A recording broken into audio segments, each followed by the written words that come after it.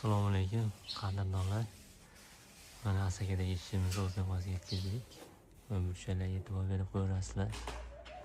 Xudo xolasa o'ta go'zal holatda qilib berdik. Mana shu ko'rib turgan joylarni polni shapkalari bilan qilib berdik. Keyin bu tomonlarimiz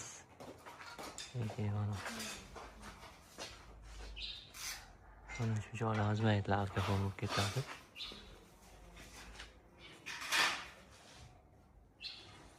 Ko'cha tomonlari ham bor.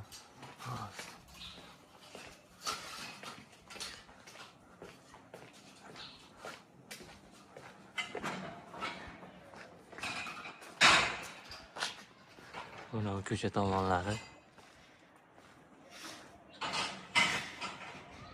Xudo xolasa xizmatlarimiz aytaverasizlar.